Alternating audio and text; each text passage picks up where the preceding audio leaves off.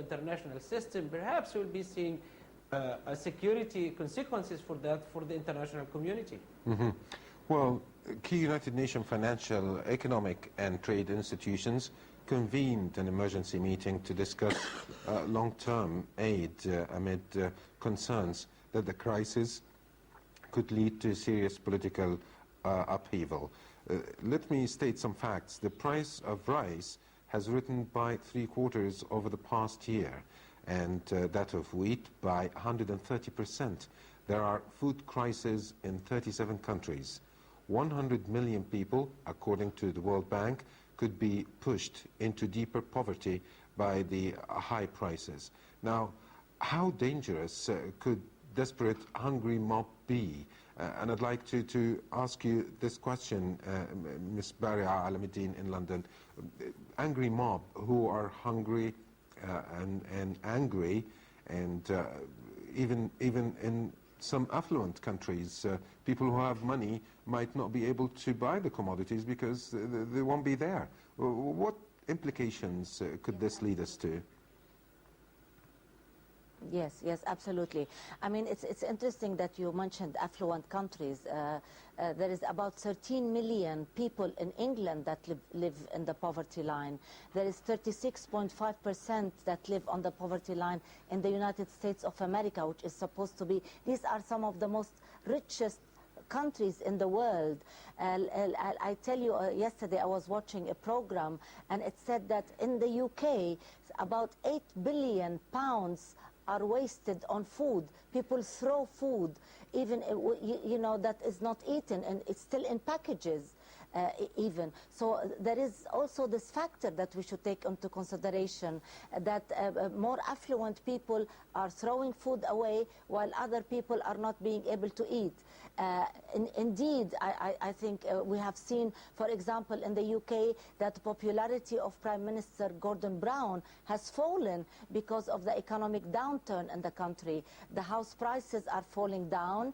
You see that interest rates, although are coming down, but the banks are not obliging. So this is indeed threatening to the very stability of the Western, if you like, rich countries, as much as the African or Asian or Middle Eastern countries that are even poor. So this is not a good thing for the world. As my colleague has mentioned, people sometimes are okay if they don't have the best house or the best accommodation. They tolerate sometimes injustices, but food and hunger are things that I do not think societies can bear. And I think measures besides this meeting have to be taken. I know that there are NGOs, also there is a meeting that's going to be held in September to tackle this problem, but more urgent matters need to be taken by the rich governments of the world to help other governments. Also, the governments of the poorer nations must indeed find measures to face the crisis on an emergency basis. You cannot let people sleep without food. Otherwise, you must live with the consequences politically and from a security point of view. Okay. Well, there is an argument that says that there's plenty of food. It's just not reaching human stomachs. Of the 2.13 billion tons likely to be consumed this year, only 1.01 billion, according to the United Nations Food and Agriculture Organization, will feed people. Now, what's the story with biofuel, and why is it being accused? The World Bank points out that the grain required to fill the tank of a sports utility vehicle, an SUV car, with ethanol could feed one person for a year. This year, global stockpiles of cereals will decline by around 53 million tons. The production of biofuels will consume almost 100 million tons, which suggests that they are directly responsible for the current crisis. In the midst of a global humanitarian crisis, people in Britain, for example, today have just become legally obliged by law to use food as fuel. Well, I want to ask you, Dr. Jamal Abdel Jawad, why is this rush to produce biofuel if it's causing worldwide hunger? Well, at the end of the day, we still live in a market economy. Market economics is determining what producers are going to produce, what kind of technology will be developed. And apparently, the recent rise of oil prices, in fact, made spending money, investing in improving and developing new technology more affordable and at the same time viable, economically viable. And so many developers have been able recently, with the rise of oil prices, been able to develop their technology and come up with reasonable technology that can be used to produce ethanol fuel using agricultural products. This is what happened. I think we need to reconsider a lot of things here. I believe that many of the arguments that have been made earlier in the 1960s and 1970s, like the limits of growth, that we are living on a planet that have limited resources in a sense. Yes, technology could help us to increase those resources and meet our demands, but there are limits, and we have to reconsider many things. Our style of life, in particular, this consumerism that is dominating the world, apparently is something that is no longer sustainable. There is a shortage of oil, increasing prices of oil, so you go to other sources of energy, but when you do that, you deny people access to food. So it's getting complex, particularly with the rise of the population of the world.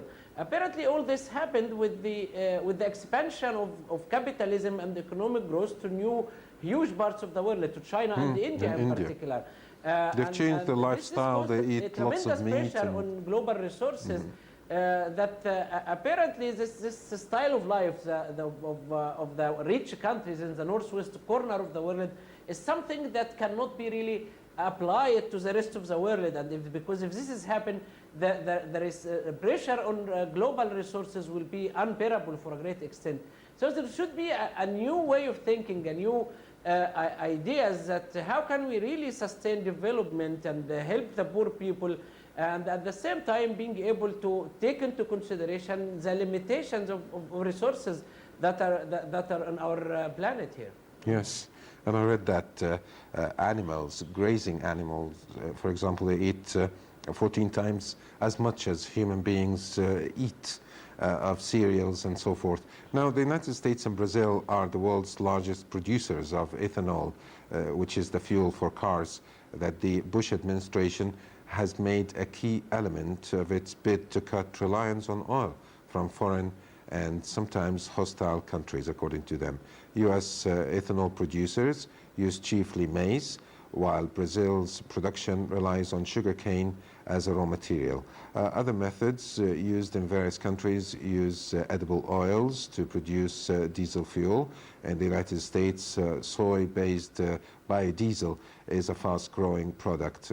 George W. Bush wants 15% of American cars to run on biofuel by 2017, which will mean trebling maize production. Europe has set a transport fuels target of 5.75% from biofuels by the year 2010.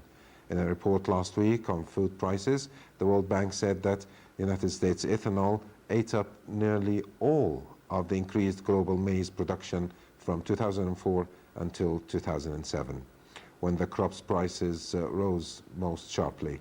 Wheat, soy, and palm oil prices have all been hit by increased biofuel production. High food prices, the Development Bank says, are unlikely to fall dramatically before 2015. Ms. Baria Alamuddin, 2015 is a long time. We're in 2008. So this turmoil and this instability in prices continuing to 2015 means that we have to take urgent action, don't we?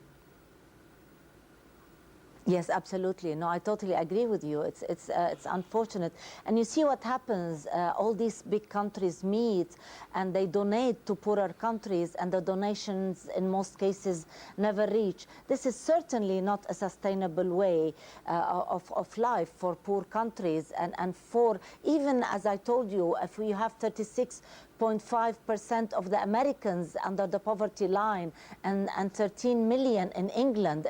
England is a very, very rich country. So this is definitely not sustainable.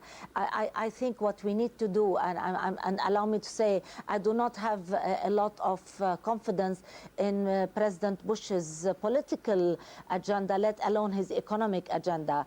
I think you will find that the new President of the United States will have to think over many of the policies of the fuel that George Bush has indeed recommended and is using. And I think you will find that all these talk about oil finishing and oil prices, it's all really, it has many factors. We all know that it is not really the fault of the oil as much as the policies that is fueling the prices of oil. Oil production is at a rate that is very, very affordable. And we all know that the Kingdom of Saudi Arabia has played a great role in stabilizing the production of oil, absolutely, and to stabilize the price. So there is very many fake elements in this, and we all know that some countries are happy about the dollar being what it is, etc. So I don't want to go into the economic aspect of this. Nevertheless, if we go back to food. Yes, sorry. Okay. Well, I just wanted to go to Dr. Abdul Jawad, because we've only got something like 2.5 minutes. Dr. Abdul Jawad, there have been different negotiations now, secretive barter agreements, as the price of agricultural commodities leaped record highs. Ukraine and Libya are close to a deal on wheat. Egypt and Syria have signed a rice for wheat swap. The Philippines has just tried to do the same with the rice deal with Vietnam. Do you think this is going to be a new viable means of cooperation of the future that would reconcile neighbors and even old enemies? Yes, I think now the incentive for trying new policies that has been ignored in the past or have been like taken